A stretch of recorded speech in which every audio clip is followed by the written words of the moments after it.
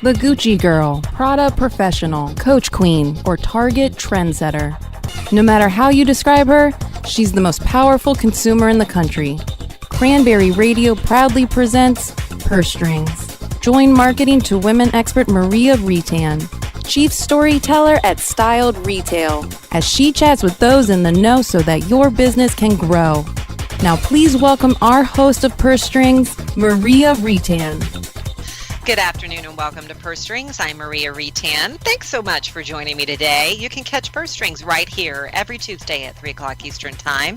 Each and every week you'll learn how you and your company can corner the market on the most powerful consumer in the country, the 51% of us who control more than 80% of all the spending, the woman.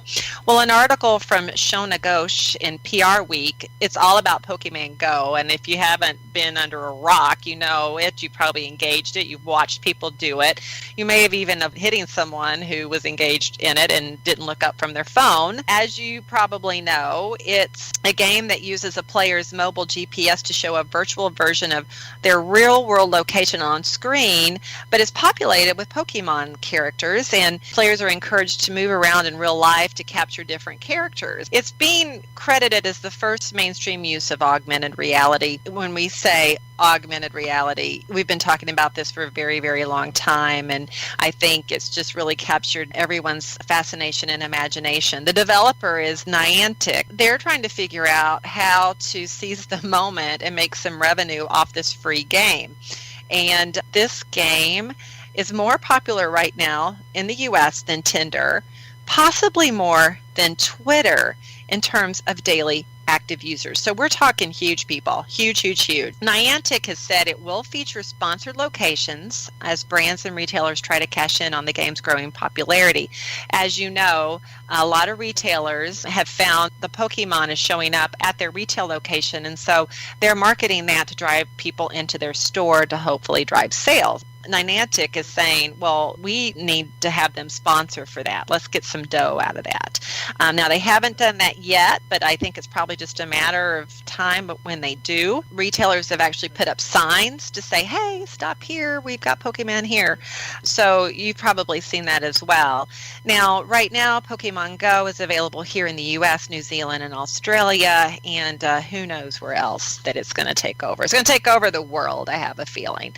I may be the last person in the world who hasn't actually done it, so don't tell anybody. Our first profile today is reasonable luxury moms. This is a woman, 35 to 45, married with kids under age 12 in the home, household income of around $75K, and they do stay home. A little over 1 million of these women out there.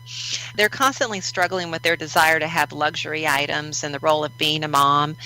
They may spend on themselves and, of course, then have constant guilt about it. They like to lavish attention and dollars on their family as well. And in fact, their home is the bulk of where they're going to spend their dough. They do use shopping as an escape, and the retail environments are really the escape part of all of that. They like to physically go into a store, and they really love stores where there's a sense of luxury and where they have high customer service. In fact, they feel like it's worth paying extra for quality goods, and they'll travel quite a ways to get them. And that they're big factory outlet store purchasers, and they'll go after top designers that way. Their kids impact what they buy and where they buy, and as I already mentioned, they really struggle with money and spending on those expensive items. So they are out there looking for special offers. They like to, as I mentioned, that high touch customer service is really important to them. They'll keep coming back to a store based on the employee's knowledge in that store. So we all know customer service is huge. This reinforces it. They will ask advice before buying new things, and they are swayed by others' opinions, they say. So where are they buying? Well, Chanel is one, Clinique, L'Oreal, and MAC. They're shopping at Gap and J. Crew. They'll even go out to Old Navy, that whole entire family of brands. At home stores, Pottery Barn, Williams-Sonoma, Crate and Barrel, Pier 1 are also big with them. They're driving Volvo, Mazda, Honda, Mercedes-Benz, and Audi. And on websites there on Disney, which is, of course, not surprising considering the age of their kids. Amazon is big as well. They're watching HGTV, Disney, Nickelodeon, and they're reading parenting magazines, Shape, Real Simple, Elle, Family, Fun, Good Housekeeping, and Vogue. Well, my guest today knows a lot about that particular woman. That's because her products are aimed at women and, of course, some men, too. Becky Sturm is the owner and founder of Throughway Beauty brand and the inventor of the shampoo, shower, and shave grooming bar, Shh, that's the name of it, Shh, which debuted back in 2011. She launched the multifunctional organic product after years of retail experience and product research. She also launched StormSister Spatique, which is an online boutique carrying the finest in skin and body care lotions and potions. She's also come about kind of being known in the Twin Cities here in Minnesota as the queen bee of the pop-up. Pop-ups are all the rage, as you well know. The maker movement is something that's kind of taken the country by storm. Becky was on the forefront of that and is known here for spearheading that movement and having two of the most popular pop-ups in the country, I would say, but certainly here in Minnesota. We're going to be talking about the maker movement, why it's been so critical to the economy since the downturn in 2007 and 8, and what's feeding that frenzy when it comes to consumer needs. So everyone stick around. Becky Sturm joins me when Purse Strings returns in just a moment. Purse Strings. We'll be right back after a word from our advertisers.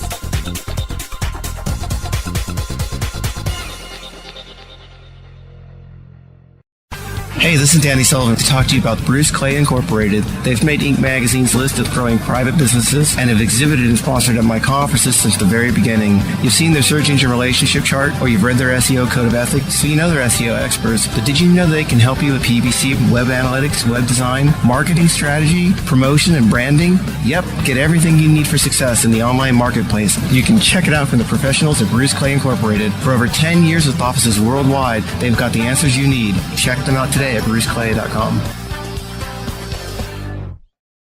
Is your website hacked?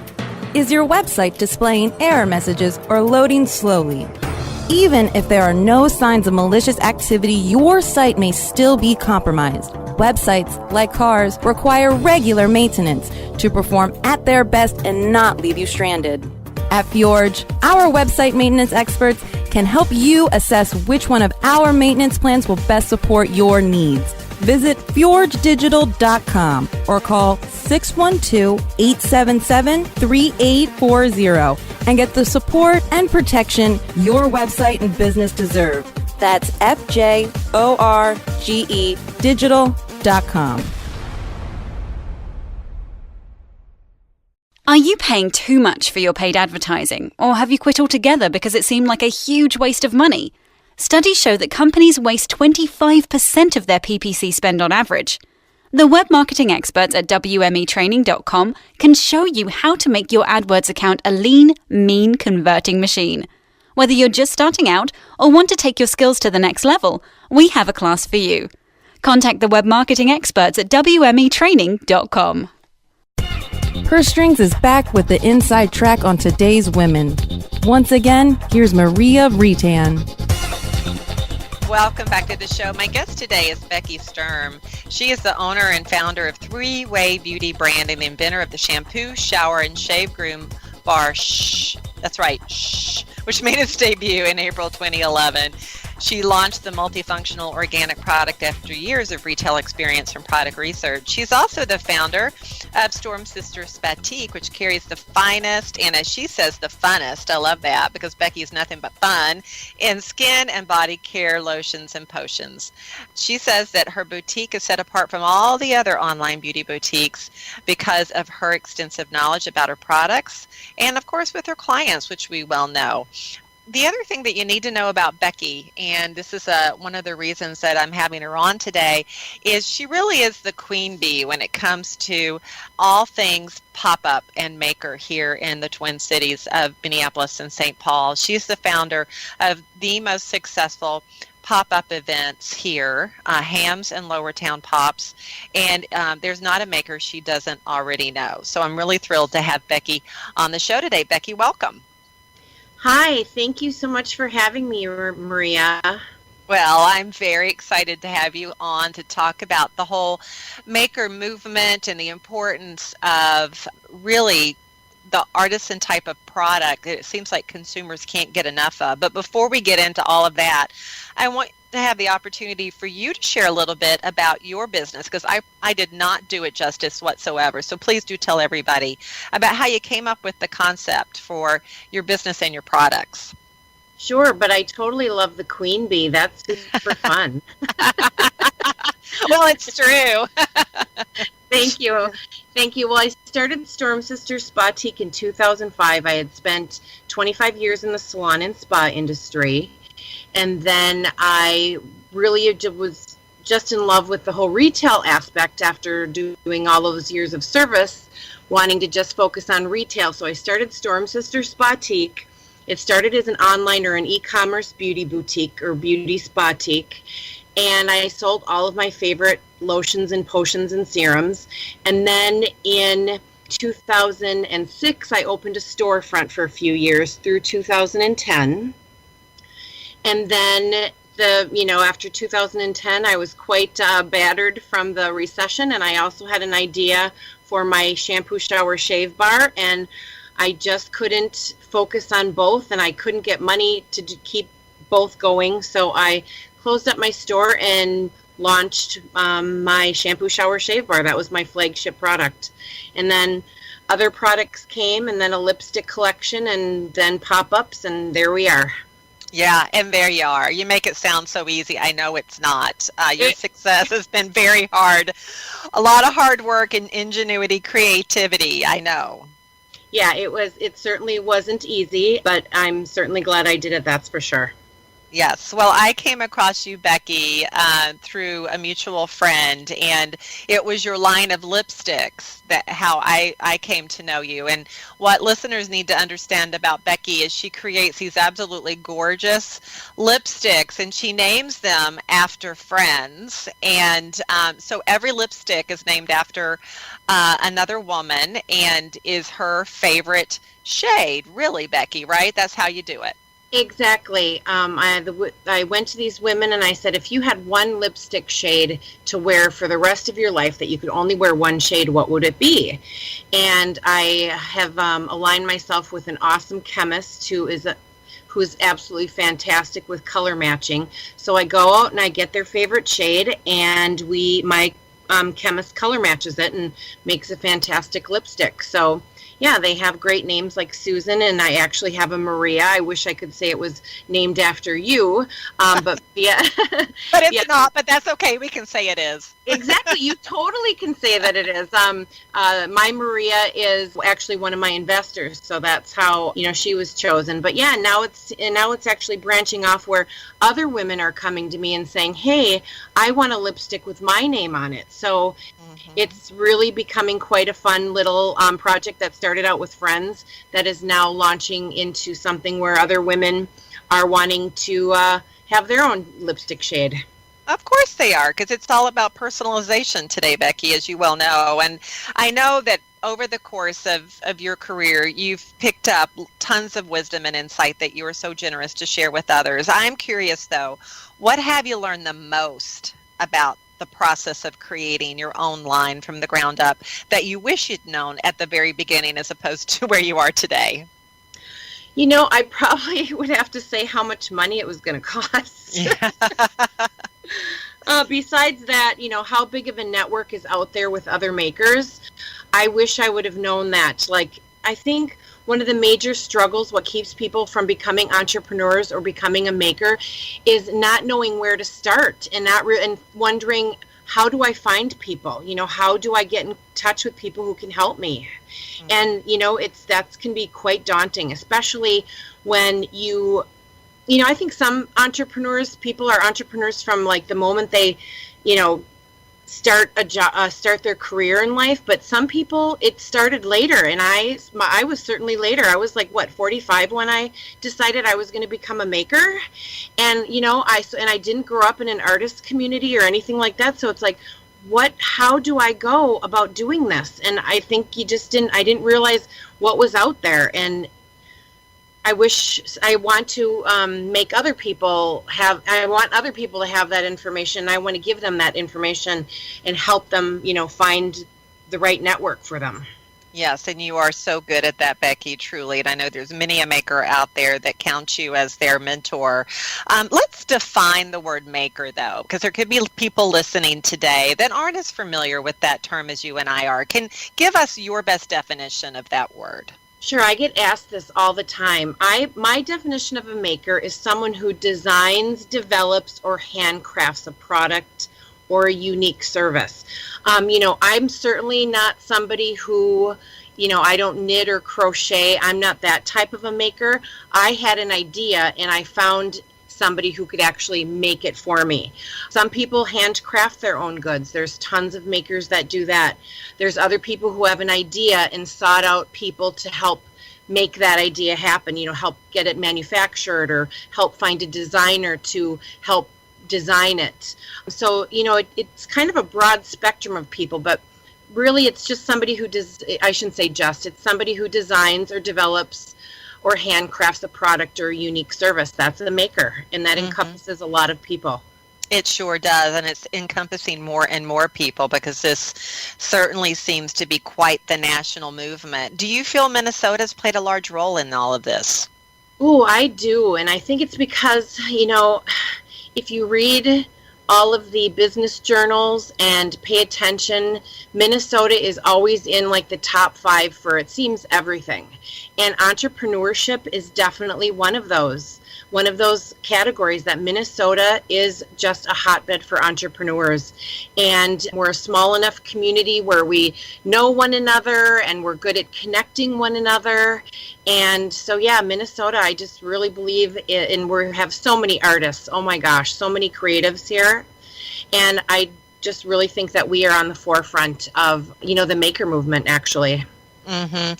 And this is something, as you said, that is national. What are you seeing across the country when it comes to maker trends?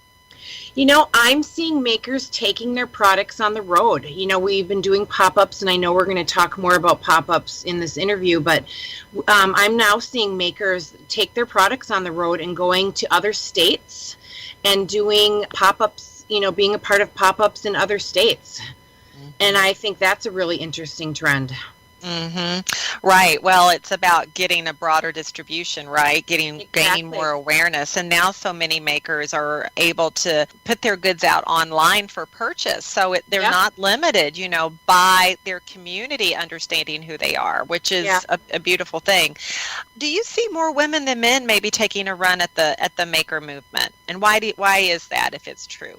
In the beginning, I really do think it was more women that were doing it. I do, though, see that it's starting to change where more men are doing it.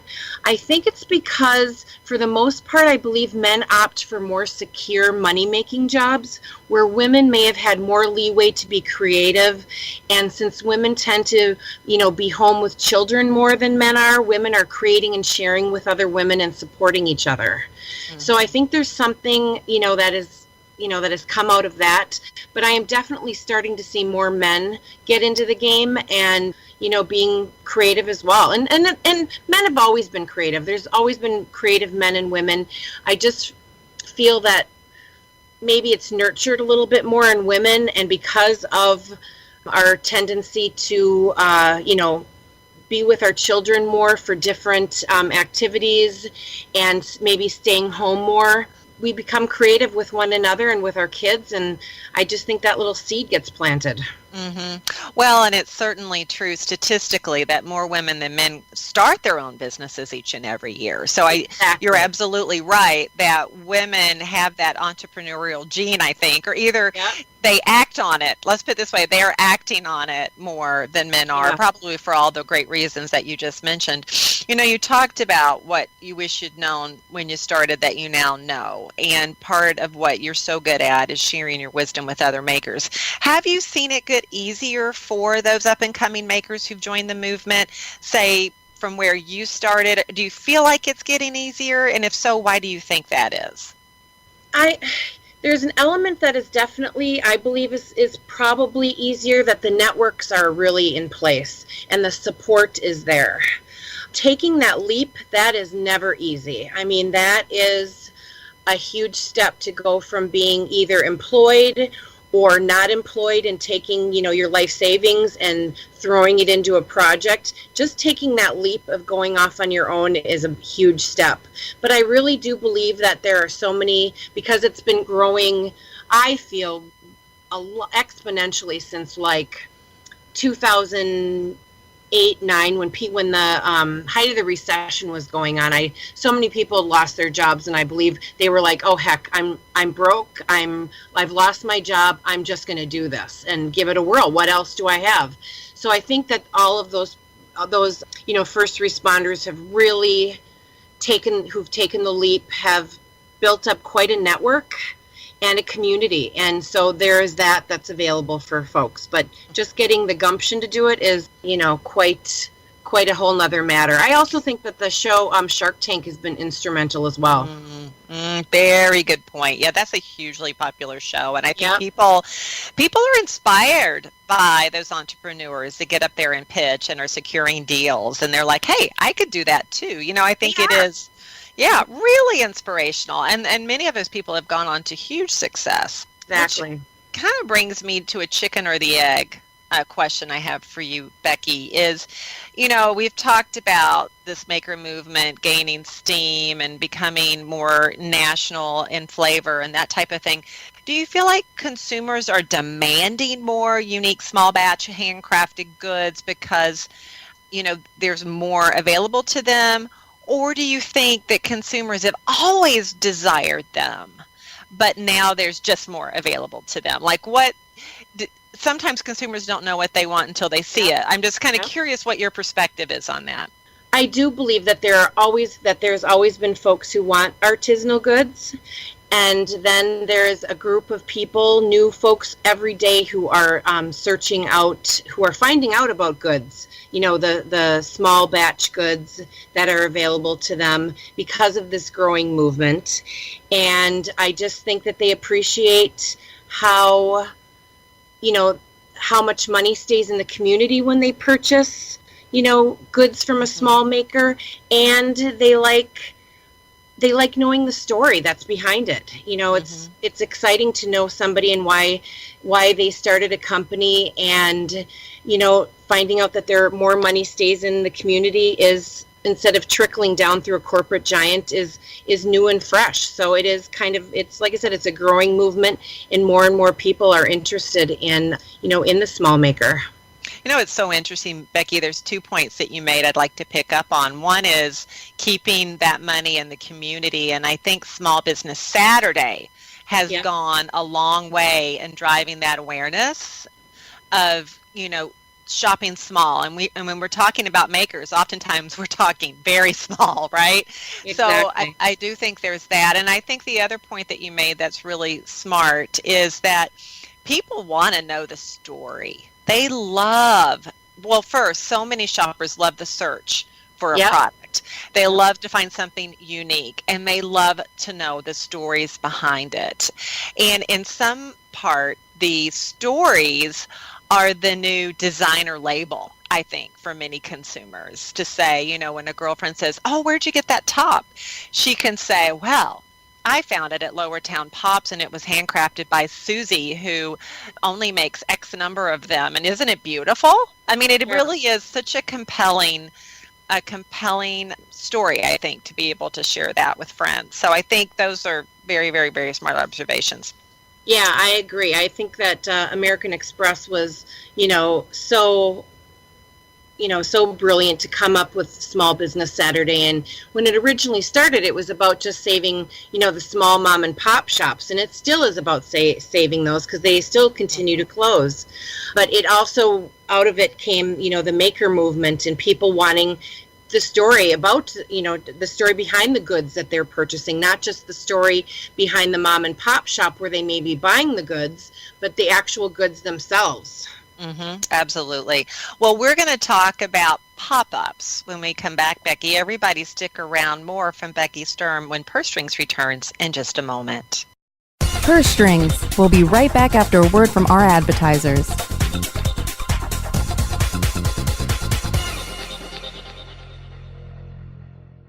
Is buying something that is made in the USA important to you? How do you know that it really is made in the USA? Certified Inc. is the only supply chain audit company on the planet which qualifies country of origin labeling. If it's important to you as a consumer to know where the products you buy and use in your own home come from, then it's also important for your customers. Visit us at madeinusa.net and find out more. Go to madeinusa.net because it's that important.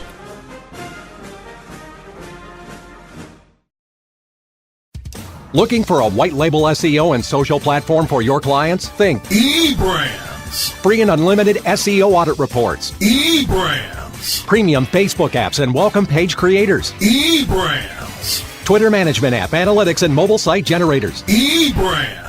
Let eBrands manage your search and social media campaigns and give you and your clients access to their white label dashboard, which have great reports that will wow your clients and deliver great ROI and results. Try eBrands for 30 days. Go to eBrandsWithAZ.com or call 1-866-625-5717. That's eBrands with a Z for eBrands.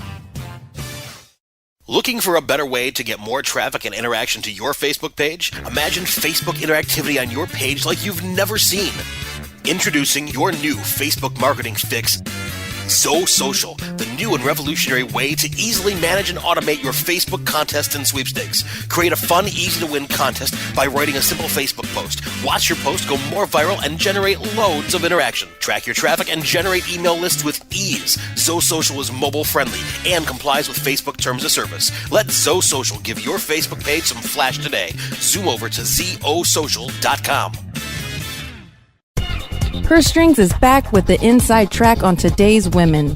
Once again, here's Maria Reitan. Welcome back. I've been chatting today with Becky Sturm. She's the owner and founder of Three Way Beauty and StormSister Spatique, and we've been talking about the maker movement. The maker, of course, being the person that creates goods or has a really creative idea that they go and engage a partner on to help to create goods. Many of these are handcrafted, small batch, and quite unique products. It's a national trend for sure, and Minnesota is placing in the top 5 for the maker movement, and Becky's certainly on the forefront of that here in the Twin Cities. I've called her the queen bee of the pop-up, and that's certainly true. And, you know, pop-ups have been popping for a really long time, Becky, and they're such a great way, especially to showcase maker products. Tell everybody about your pop-ups, because you actually run 2 of the most successful pop-ups here in Minnesota, and talk a little bit about why you feel they've been so successful over the years. Sure. I started with the HAMS event, and it's HAMS, HAMMS, and it actually stands for Help a Minnesota Maker Succeed. When I first started getting into the maker movement in 2011, you know, you do a lot of different pop-ups in different places, and I partnered with somebody, Sari Gurnis, because we were just noticing, if I did a pop-up, I'd add this, or I think it would be fun to do a pop-up and then add this. And we just started, you know, talking about that, taking little bits and pieces of our favorite things about pop-ups. And then we also both were having a hard time securing finances for our products. And so we thought, what about if we made it a crowdfunding project? So that's where the HAMS Help a Minnesota Maker Succeed started. We got together a whole bunch of our favorite makers that we had been working with, and then we sold tickets to it. The public came. We just had our 4th one this past June. The public would come, buy tickets, purchase goods, and then at the end of the day, we would give the ticket sales money to one of the makers in a random game of chance so that they could use in their business to, I don't know, get to develop a new product or, you know, build a web, you know, improve their website, you know, do something with their, you know, how to help their business. And then out of that, we had somebody from Union Depot, which is a working train station, very much like Central Station in New York, but smaller, of course. And they were wanting to put together a pop-up there. And so they came to us and asked to have host the hams event there. Well, my partner wasn't able to do it. She also not only is an amazing maker, but she also has another job that it just wasn't going to work into her schedule. So I partnered with them, brought my favorite aspect of hams to it. We also added a charity partner. So not only do we give ticket sales to one of the makers, we also split that money with a charity partner. And then Union Depot takes place is actually in Lowertown, St. Paul. It's just an area of St. Paul called Lowertown. So I dubbed the pop-up called Lowertown Pop. And that is hosted at Union Depot, and it's once a year. We had our first one, actually our second one. Last winter we had our little mini soft launch bake sale, and then in April we had our first event, and it was quite successful, and there's some things we're going to be adding to it this year. So it's April 15th of this coming year. Yeah, and there's probably aspects between hams and Lowertown Pop that are extremely similar. What can you point to? Let's say someone's listening today and they're in California and they're inspired by, Becky, what you've done here in Minnesota. What would you say to someone is kind of the secret to the success of the pop-up, if you could kind of, put it in X amount of words? Ooh, the secret. Ooh. Okay, I'm not asking you to give away your secrets. Let's be clear. Oh, no. I know what you're saying. Think it's successful. Yeah, what is Sure. it? I think it's getting quality, diverse makers and, finding a fun and cool space to that the public might like, and making it, bringing some cocktails in and cocktails always help, don't they? Exactly. And some fun experiences and some good quality makers, and it really works. It's super, it's fun, and it's exciting. Well, and I think one thing that you do very, very well, Becky, is marketing, right? So you can have all this wonderful stuff happening, but you've got to tell people that it's happening, right? And exactly. And I think one of your big strengths is social. Can you talk a little bit about your effort on social? Sure. I do a lot. I'm a big fan of social media, and I'm a firm believer that if you have a product and you're not utilizing social media, you need to be utilizing social media. I tend to be a big fan of Twitter and Facebook. I'm learning Instagram. That tends to be the big one these days. We're very visual, and Instagram is a great way to showcase your actual product. You just have to make it pretty, and I don't tend to be somebody who's terribly artistic, so I have to hire people to make things really pretty for me. But yeah, social media, it's really important, and it's a great way to find makers and other people to connect with and network with. So yeah, I'm a big fan of social media. Yeah, you've definitely seen the results of that for sure. Well, as I mentioned, pop-up's been around for a really long time. In fact, my partner and I yesterday were talking about it's been 20 years since he saw the pop up for the first time. Is it about to wane? Do you see it going away anytime soon? And do you feel like it needs a refresh in any way? Is there a next iteration of the pop-up perhaps? I don't see it going anywhere. I think it's constantly evolving. Like I said, a lot of makers are traveling to other events. So, right now I tend to do just pop-ups here in the Twin Cities. Like I said, other people are taking their stuff on the road. I don't know. I'm curious about constantly changing themes and makers. I'm interested. I would love to see, a vacant space turn into a pop-up and have constantly changing, like I said, constantly changing themes. We have a ton of holidays. Take advantage of more holidays. Maybe, have National Cupcake Day in your pop-up where you bring in, a local bakery or somebody who, several different cupcake people, or National Lipstick Day, bring in somebody who has lipsticks, or, just having it be constantly changing and the makers constantly changing. Yes, because we all are demanding newer, better, faster, aren't we, as consumers? Yeah. Exactly. I think that's what gets a little boring with stores. It's like, they can change the displays, and move things around and get new merchandise, but I don't know, when your makers and your themes constantly change and you make them fun. And like I said, experiential. I mean, if you're going to have National Cupcake Day in your pop-up, have it where people can help decorate them or something like that. Yes, as you mentioned, experiential, engaging.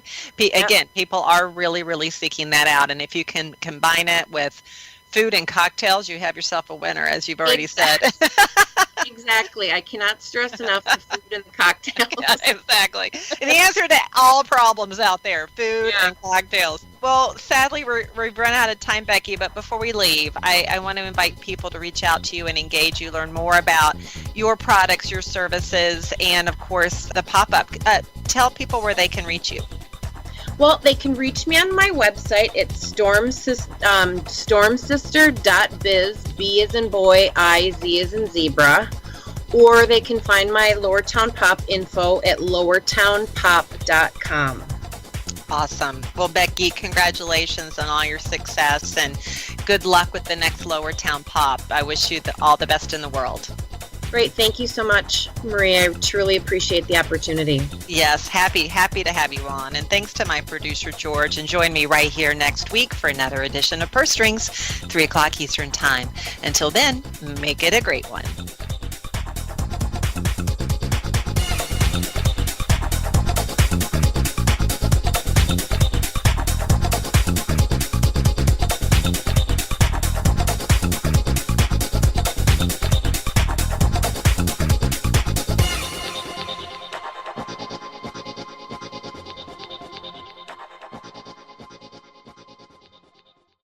The opinions expressed are those of the hosts and their guests and do not necessarily reflect those of the staff and management of Cranberry News Marketing and Cranberry.fm. Rebroadcasts or retransmission of this content without proper consent is prohibited.